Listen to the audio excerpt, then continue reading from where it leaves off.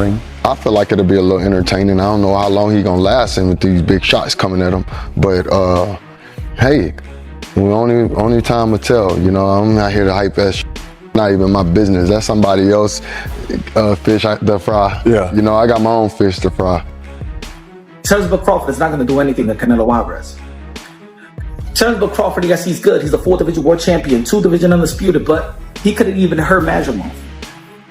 It's that they think that Canelo is easy work because of the fact that he's flat-footed and he just kind of like, he does basic, I would say. He has basic skills, but he's really good at those basic fundamental skills. Jermell shares why he thinks Canelo Alvarez will come out on top against Terence Crawford. For him, it all comes down to one thing: how long Crawford can handle Canelo's power. Crawford is already stepping up in weight to take this fight, which adds another layer of difficulty. Jermell says the real test will be how well Crawford deals with Canelo's strength and constant pressure throughout the fight. Some analysts point out that Crawford wasn't able to seriously hurt Israel Madrimov, a solid fighter, but nowhere near Canelo's level. Beating Errol Spence was a big moment for Crawford, but this is a whole different kind of challenge. Canelo has stayed active, he's younger, and he's one of the most dangerous fighters in the game today. That makes him a much tougher opponent for Crawford. 10-0. That never got in the ring with anything like a Terence Crawford. That never got in the ring with a former champion, with an elite fighter. And he couldn't hurt Majumov. Canelo Alvarez is no Earl Spence, ladies and gentlemen. I know that some of y'all are hyped because what Terence Crawford did an incredible performance and an incredible job versus Earl the True Spence that was supposed to be the big fish. Like, he turned the big fish into tuna fish on your outline, on your local supermarket. But Canelo Alvarez is not Earl Spence, my brothers. Canelo Alvarez is not Amir Khan. Canelo Alvarez is not Cobra. Canelo Alvarez is not Gamboa. Canelo Alvarez is not Felix Diaz. Canelo Alvarez is not Sean Porter. Canelo Alvarez is none of those guys, ladies and gentlemen. Canelo Alvarez is none of those guys. Canelo Alvarez is not the Mean Machine.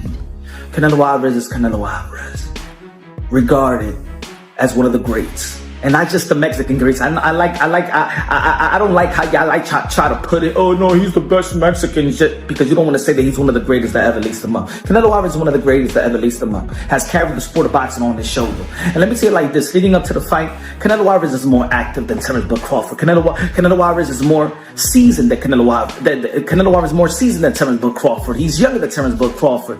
He's more active than Terence Crawford. His resume is better than Terence Crawford. The people that he's fought is better than Terence Crawford. He's fought every damn style.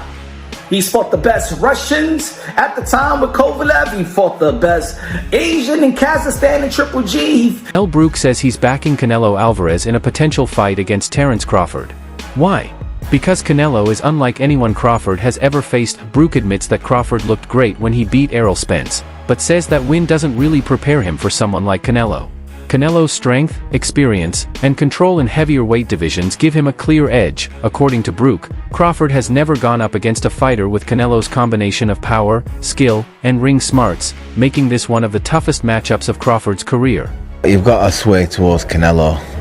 Crawford's going to have to, move up, and, I knew when I boxed Golovkin, there's a big difference, especially with someone that, fighting the middleweight.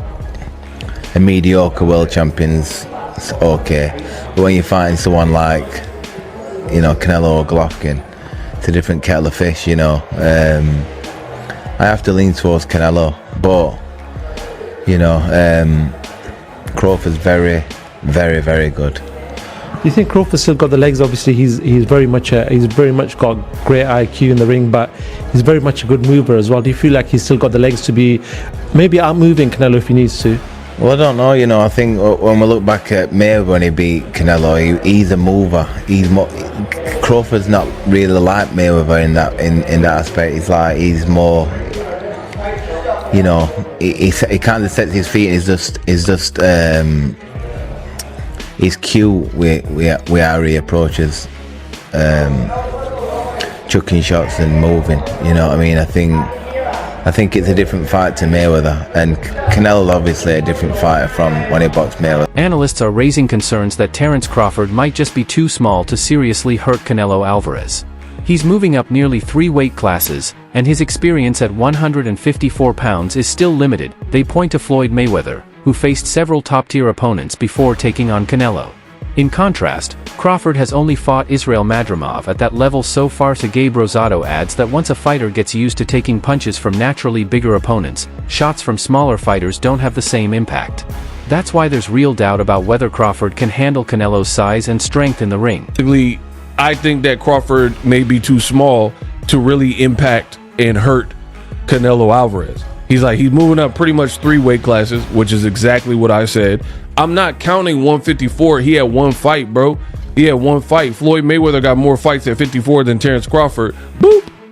Because Crawford, he fought Madrimov. Floyd fought De La Hoya, Cotto, and then he fought Canelo at 152. So you had an aging Floyd who fought more times at the higher weight class, and Bud looks to be a bigger dude than Floyd Mayweather, right? So when Floyd was 37, he moved to 52 and fought a much bigger Canelo. Crawford's 37, he fighting Madrimov with 11 fights. Not the same. It's not. I don't care what y'all talking about. The Bud Buddy's just gonna have to be mad at me because truth is truth. So that's a valid question. And again, I'll be glad when this fight's over. Put it that way. I don't care who wins. May the best man win. I hope it's a double knockout. I already told y'all. Just because I'm just over it, and I want to get back to some of the other fights. There's other fights that are interesting and they make more sense, like Brian Norman, Devin Haney. I'm interested in Yard versus Benavidez, etc. There's some fights we're hearing about, blah blah blah. So I'll be glad when this is over, to be 100% honest. There's more fights that actually fans have been requesting that matter, blah blah blah. But Rosado, he brought up a lot of good points. He was saying Crawford, he thinks he's too small, and he even gave his own personal experience. He said, like, I'm like 180, 190 solid, and when I fight guys that are welterweights, even if they crack and they're known for being like menacing, murderous punchers at the lower weight classes, 140, 147, them moving up, it feel like pillows when they fight me.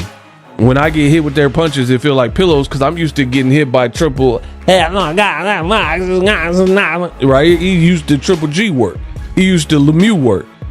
So when to me, this is kind of common sense, but common sense ain't that common, right?